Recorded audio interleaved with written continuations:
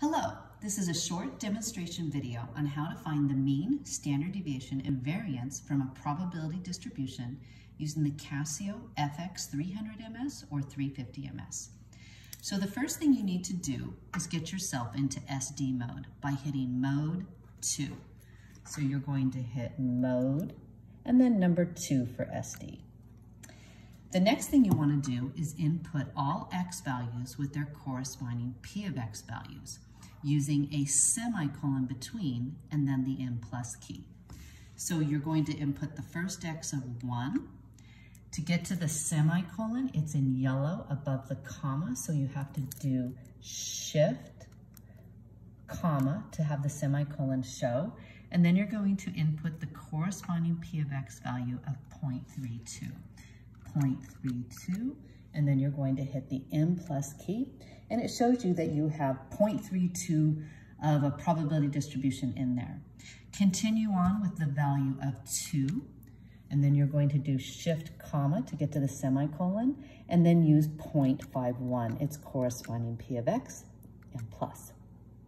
Then you're going to input 3, you're going to do shift comma to get to the semicolon, and then 0.12 is its corresponding p of x, and you're going to hit n plus.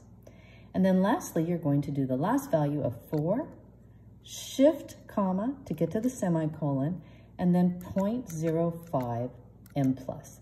And notice that you should have n equals 1 be your final value, as it is a probability distribution and all probability adds to 1. So now we want to find the mean. We simply go to the statistical menu, shift 2, and then we're going to hit 1 for the mean, and then equals. So we go to shift 2 to get to the menu.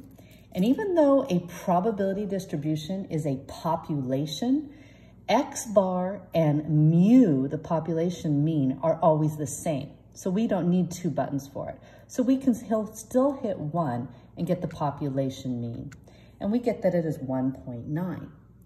Now we want to find the standard deviation. Now, the standard deviation for a population is different than for a sample. So when we go to the menu of shift 2, we want to hit number 2 to get sigma, the population standard deviation, and then equals. So we go to shift 2 to get to the menu, but now we want sigma x. Not SX, which is sample, sigma x, because probability distributions are populations. So we hit number 2. The cursor blinks, so we hit equals, and we get that our population standard deviation is 0.7937, and so on.